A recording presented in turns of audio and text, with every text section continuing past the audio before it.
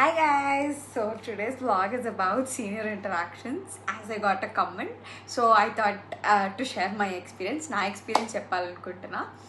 So yeah మీరు ఏమనుకుంటున్నారో నాకు ఎలా ఉండే senior interactions, how would it actually be. నా ఫీలింగ్ ఏంటంటే especially without senior interactions initial days in our medical college would be boring అని నేను చెప్తా. అండ్ ఇంకా ఈ ఇంటరాక్షన్స్ ఎక్కువ హాస్టలర్స్తో అవుతాయి డే స్కాలర్స్ కంటే.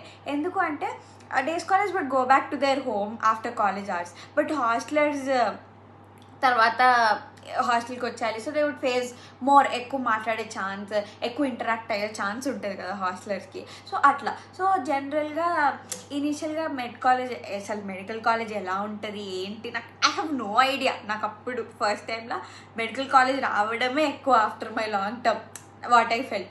సో అది వచ్చిన తర్వాత నేను అసలు ఎట్లా ఉండాలి, అండ్ అది నాకు ఇంటి దగ్గర రాలేదు, సో దూరం. I'm Hyderabad and I got it in Warangal. My college is Warangal. So నేను హాస్టల్లో ఉండాలి. So I'm so pampered kid. నన్ను ఎప్పుడు హాస్టల్లో వేయలేదు.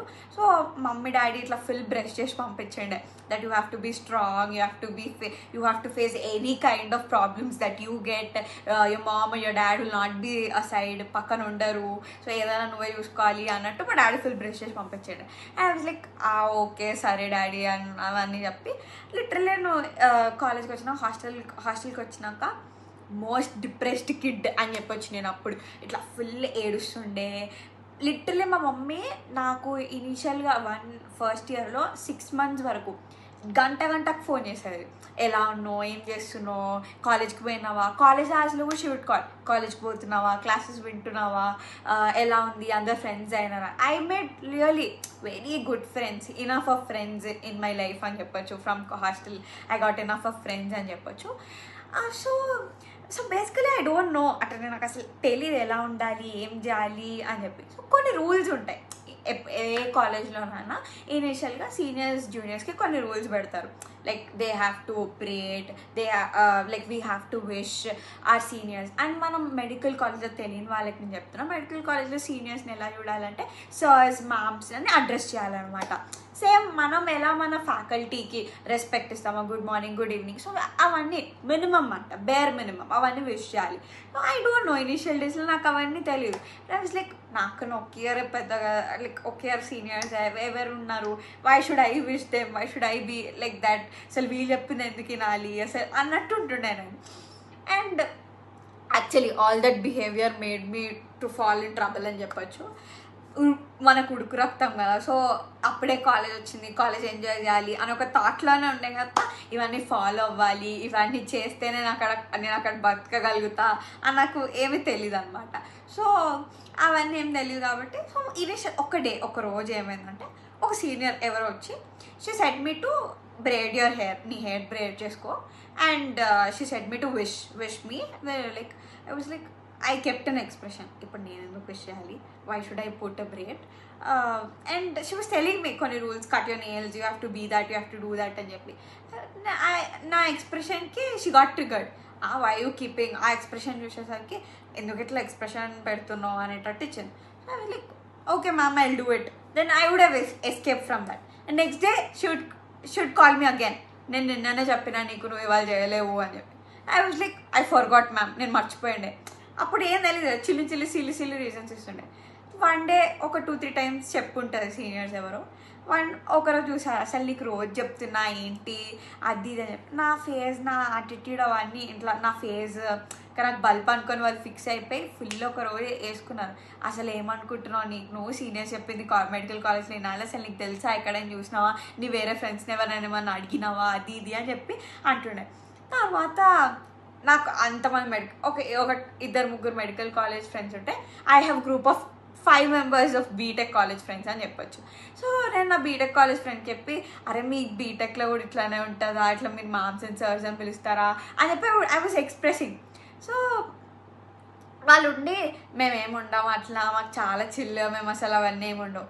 మెడికల్ కాలేజ్ ఫ్రెండ్స్కి కాల్ చేసి అడుగుతుండే, ఇట్లా పిలవాలి అవంతిక అట్లానే ఉంటుంది కాలేజెస్లో అది. అప్పుడు నేను అర్థం చేసుకున్నాను, ఓ ఇనీషియల్గా అది. Actually, I have a sister, and she is also a medical student, but she never told me that I have to do that. ఆమె ఎప్పుడు నాకు చెప్పలేదు. And she was my crime partner అని చెప్పచ్చు. She is 9 years older than me. So she don't tell me, I don't task her how is her college life అని చెప్పి ఎప్పుడు అడగలే, తను ఎప్పుడు చెప్పలే. But why use to express ఇట్లా చెప్తున్నారు ఇట్లా చేయాలి అని చెప్పి. అప్పుడు మాకు అవును చెయ్యాలి, అది బేర్ మినిమం ఉంటుంది ఏ కాలేజ్లోనైనా, అది ఇది అని చెప్తుండే. నేను లైక్ ఇన్ని రోజులు ఏం చేసినావు మీకు, నాకు అసలు ఏం like I use tell my sister, అసలు ఇన్ని రోజులు ఏం చేసినావు నాకు అసలు ఏం తెలియదు అన్నట్టు. ఐ లైక్ అప్పుడు అర్థం చేసుకున్నా, ఓకే ఆ మినిమం రూల్స్ ఫాలో అవ్వాలి అది అని. నేను ఫాలో అయిదాం అనుకునే లోపల సీనియర్స్కి ఒక ఒపీనియన్ క్రియేట్ అయిపోయింది నా మీద, లైక్ ఈమెకి యాటిట్యూడ్ బల్పు అని చెప్పి. నాతో ఇనిషియల్గా నేను అప్పుడప్పుడే ఫ్రెండ్స్ చేసుకుంటున్నాను కాబట్టి ఇనిషియల్గా 2 members were my close friends అని చెప్పొచ్చు ఫస్ట్ ఇయర్ నుంచి, ఐక్య అండ్ దీక్షితాన్. సో వాళ్ళు నాతో ఉండడం వల్ల వాళ్ళని కూడా అలానే అండర్స్టాండ్ చేసుకున్నారేమో సీనియర్స్ అని నేను ఫీల్ అవుతుండే. ఓ వాళ్ళు కూడా ఇంకా సేమ్ నా కైండ్ ఆఫ్ యాటిట్యూడే ఉండే.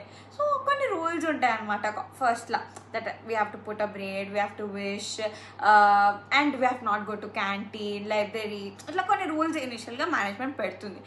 ఎందుకంటే ర్యాగింగ్ అలాంటి సెషన్స్ ఏవి కాకుండా. సో అవి మన మంచి కోసమే జరుగుతాయి. కానీ నేనేం చేసిన, నేను నా ఫ్రెండ్స్ ఏం చేసామంటే, నేను చెప్తున్నా కదా, యాజ్ ఏ సెడ్ నా ఫ్రెండ్స్ ఇద్దరు మేము వెళ్ళినాం అంటే తీట పనులు కూడా చేస్తుండే అనమాట. సో మాకు చిన్న క్యాంటీన్ ఉంటుంది. బీయింగ్ హాస్టల్లో ఫుడ్ తినకపోతుండే, హోమ్ సిక్ ఉంటుండే.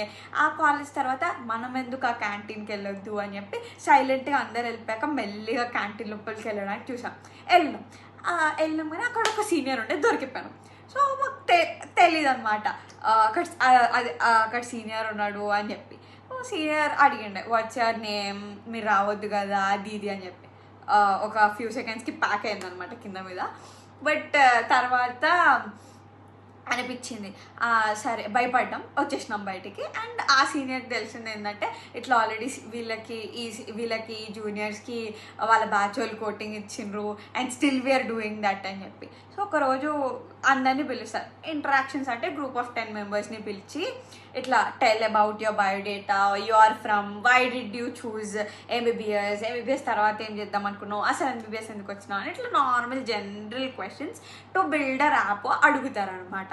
సో నేను ముఖ్యంగా ఆల్రెడీ టార్గెటెడ్ ఇట్లా బల్పు యాటిట్యూడ్ అని ఫిక్స్ అయిపోయింది కాబట్టి నేను సెంటర్లో పెట్టండే. పిలిచినప్పుడు సెంటర్లో పెట్టి ఇప్పుడు నీ బయోడేటా చెప్పు, తెలుగులో చెప్పు, రివర్స్ చేసి చెప్పు. నాకు అప్పుడు కూడా అదే బల్పు, అదే యాటిట్యూడ్ అనమాట. నేను అసలు ఇప్పుడు వీళ్ళకి ఎందుకు చెప్పాలి అని.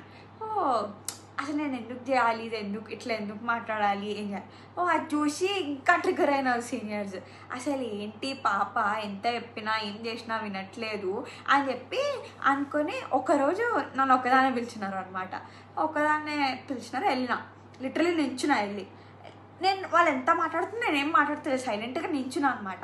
అసలు నీకు ఎట్లా చెప్పాలో వంతిక, నువ్వు ఎట్లా అర్థం చేసుకుంటావు, ఒకవేళ నువ్వు సీనియర్స్తో మంచిగా ఉంటేనే నీకు కాలేజ్లో కాలేజ్లో మంచి హెల్ప్ఫుల్ ఉంటుంది, నువ్వు మంచిగా రాపో, సీనియర్స్ విల్ బీ హెల్ప్ఫుల్ అది ఇది అని ఫుల్ చెప్పిండే. సో అప్పుడు నేను అర్థం చేసుకునే లోపల వరకు సినారియో అంతా మారిపోయింది అనమాట. Seniors have changed opinion. నాకు అప్పుడప్పుడు అర్థమవుతుంది, నాకు ఇనిషియల్గా ఏం తెలియదు కాబట్టి అట్లా ఉండదేమో, నా కాలేజ్లోనే అట్లా చేస్తున్నారేమో అని ఫీల్ అయ్యిండే. అయితే సో నేను మారే లోపల సీనియర్స్కి నా మీద ఒక ఒపీనియన్ క్రియేట్ అయిపోయింది. అరే ఈ పిల్ల ఏం చేసినా మారదు, ఈమెని ఇట్లానే ఉంటుంది, ఇంత బల్బ్ చూపిస్తుంది, పక్క ఈమె బల్బ్ తగ్గాలి అని చెప్పి ఫిక్స్ అయ్యాను. లైక్ అట్లానే నన్ను ఊరికే